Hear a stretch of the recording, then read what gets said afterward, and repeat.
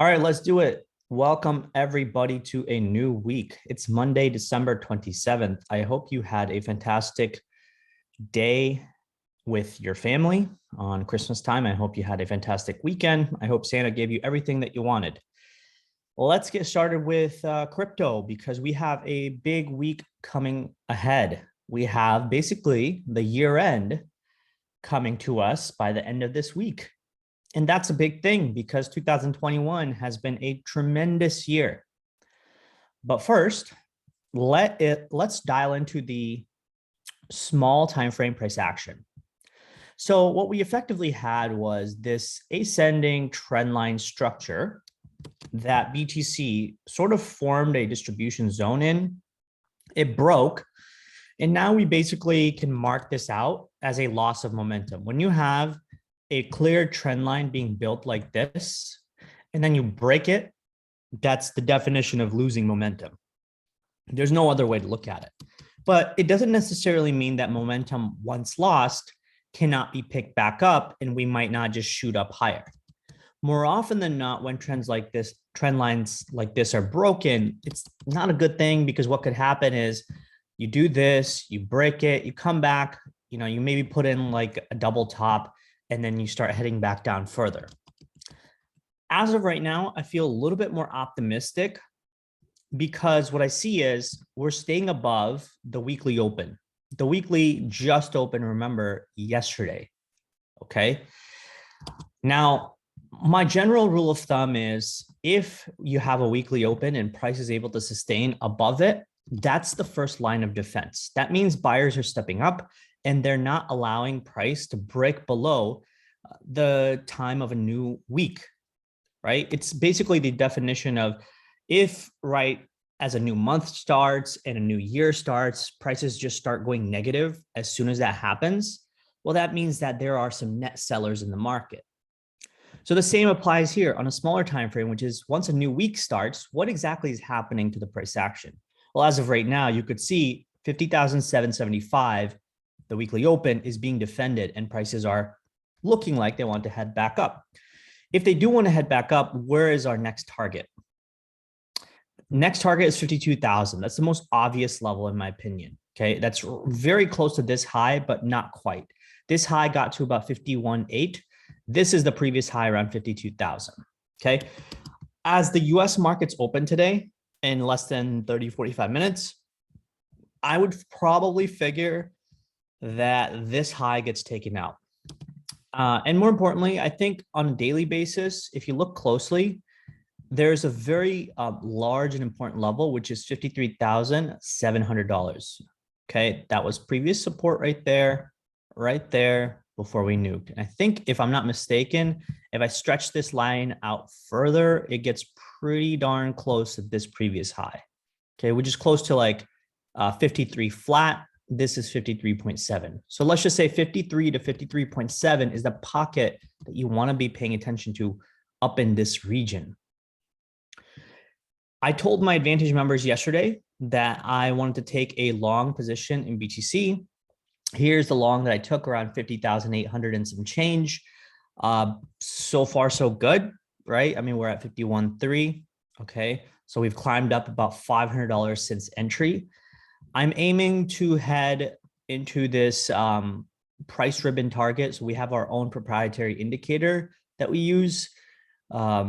This indicator ribbon is a compilation of moving averages that I like to be paying attention to. And on different time frames, you could see that they kind of give you a good amount of support and resistance on the way up or down. Now, again, you can draw any moving average and you'll say, all right, well, the 11 moving average or 267 moving average is support or resistance, but that's not the point, right?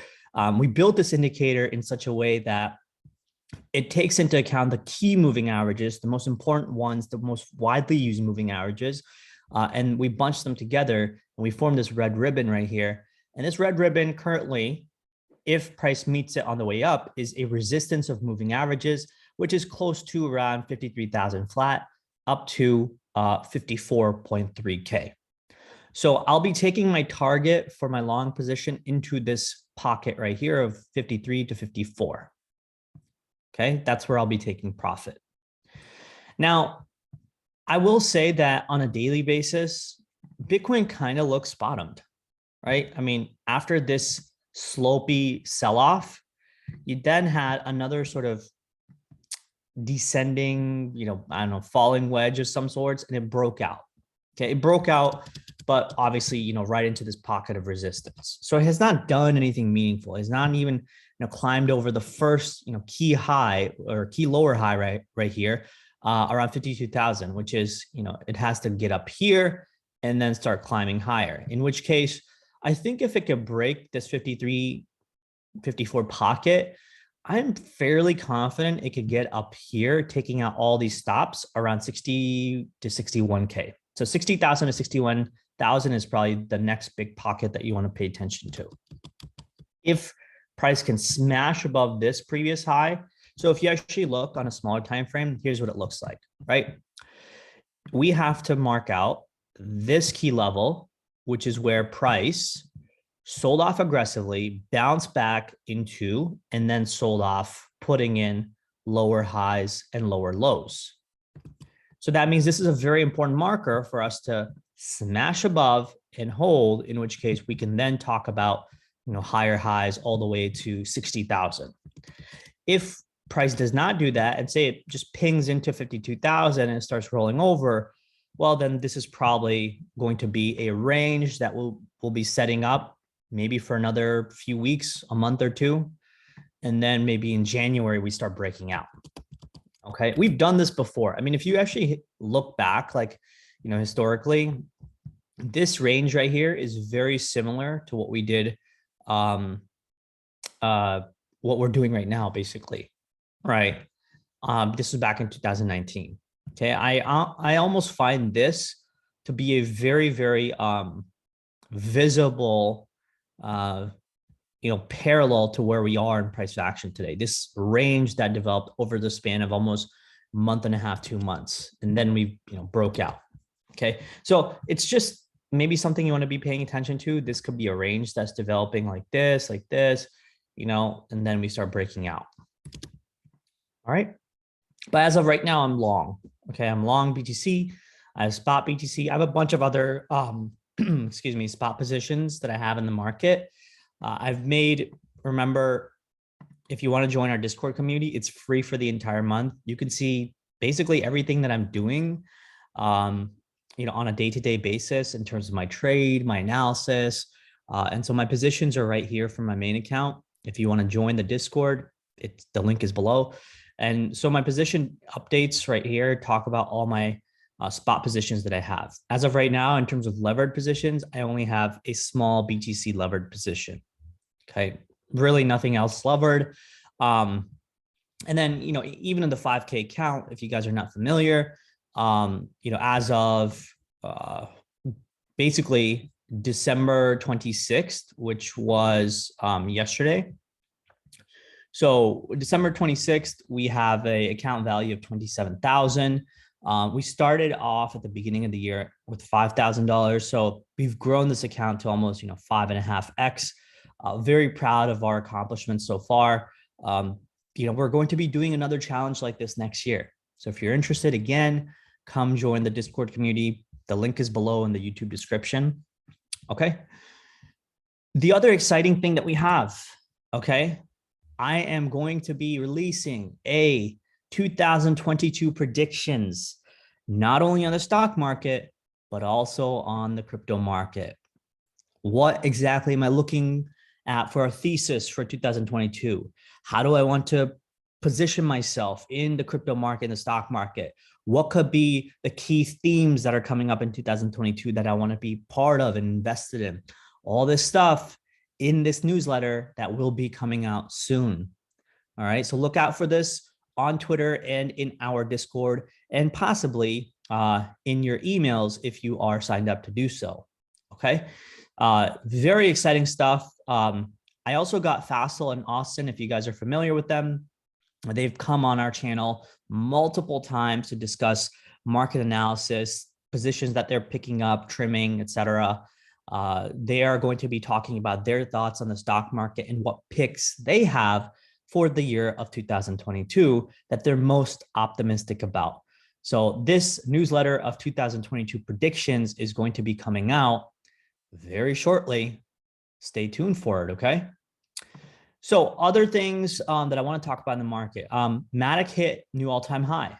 On every single exchange now, MATIC has hit a new all-time high of $2.92. Okay, very, very good sign. MATIC is obviously, trying to breach outside of this ascending trend line structure, which it has struggled with multiple times.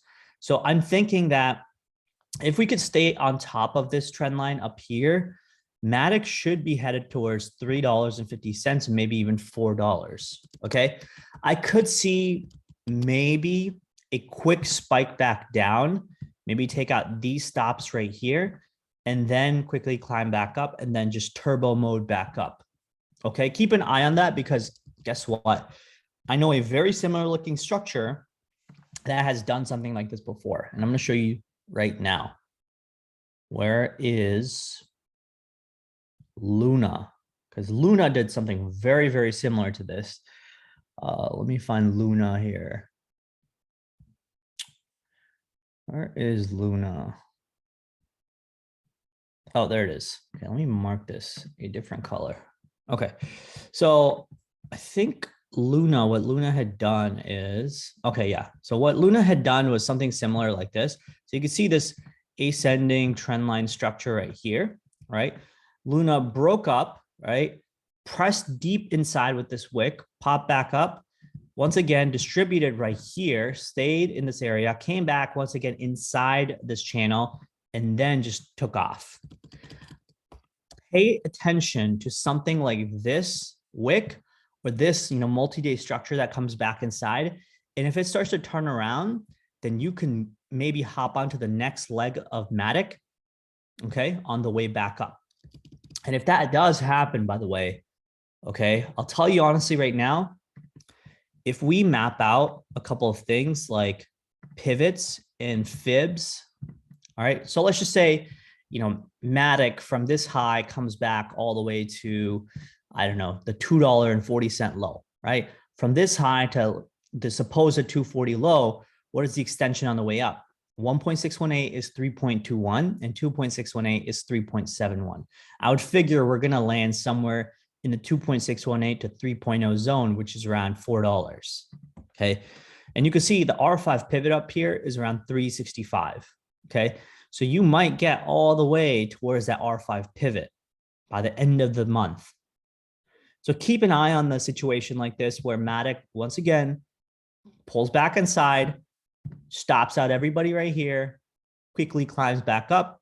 And by the end of the year or beginning of next year, it rips all the way to $4. Okay, not investment advice, but just letting y'all know. Other assets that still look good. Let me see. So Stat Finance. Remember, we were paying attention to this 40-cent level. And I do believe that if we can stay above this level right here, 40 cents, okay, next target is this white marker, which is around 0.75. And the problem with this is MATIC has, or not MATIC, STEP has done something similar where every time it has tried to get above key resistance levels, like this one right here, it tried to get above it, failed, once again tried, failed, and sold off. So this has been happening for Step Finance for basically multiple weeks now. For example, even this 106 level was a key level that I was watching way back in October and November. And you can see every time we tried to breach it, we failed. Tried to breach it, we failed, sold off.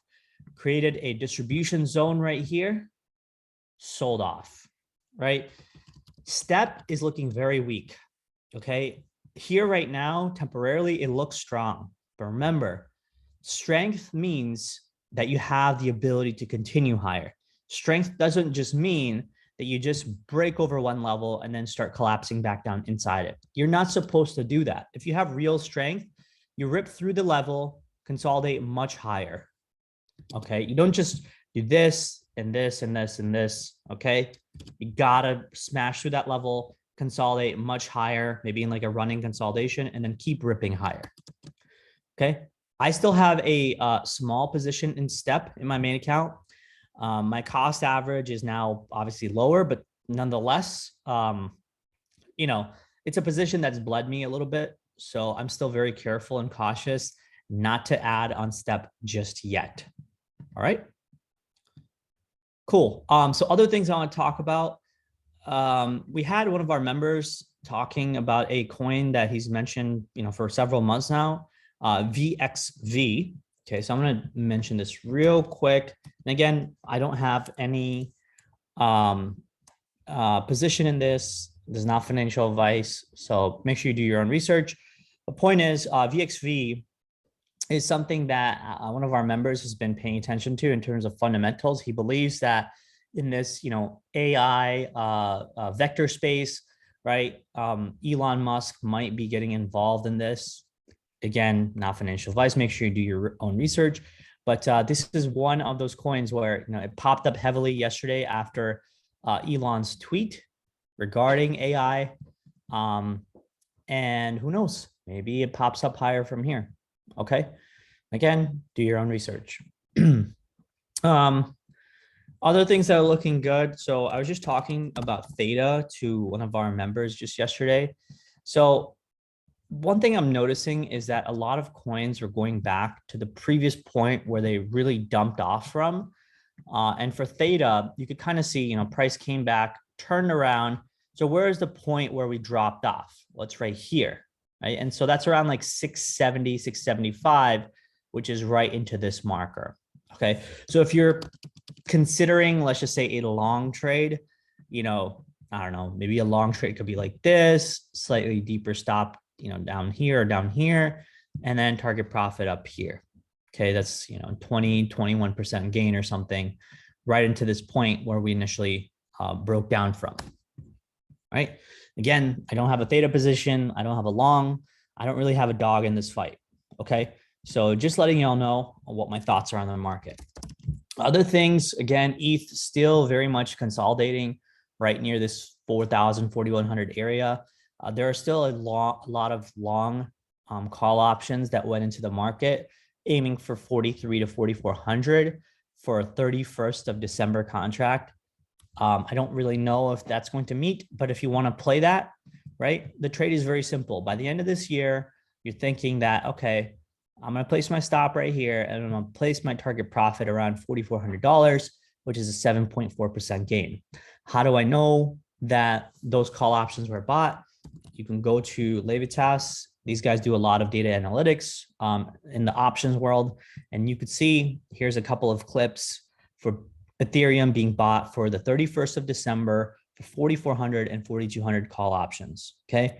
We don't really know if they're hedges. We don't really know if they mean anything, but if you want to take that as a potential trade, you can. So we talked about the 2022 predictions that are going to be coming out soon. Lots of detail in here. This is a 3-page newsletter. There's a ton of alpha. Make sure you read it. I don't really see anything on the heat map data worth noting. I do see open interest climbing pretty steadily, especially on FTX. So that's a good sign, in my opinion. FTX is really where, a large amount of the whales are. A good amount of volume comes out of FTX. So this is a good sign.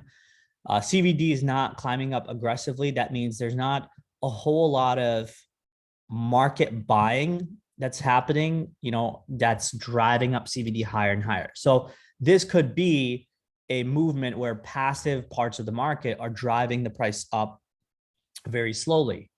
Okay. And that's, again, much more sustainable than if you saw CVD just start to skyrocket like this. Because remember, CVD is cumulative volume delta. That means that there is an aggression of market orders that do come in. So if you start seeing this go up like this, open interest go up like this, and price go up like this, well, more often than not, the CVD may start collapsing as, passive sellers absorb the buy pressure and then they start selling off into the market. Okay. So that's not evident right now, but that's a good sign. Funding rate wise, I think things are relatively calm right now. Luna still has a negative funding rate, which is really insane because I mean, it's literally squeezed up all the way to $100 and people still keep shorting it. So I don't know. I think in moments like that, I'm not really a fan of shorting the asset just because it could keep running up higher.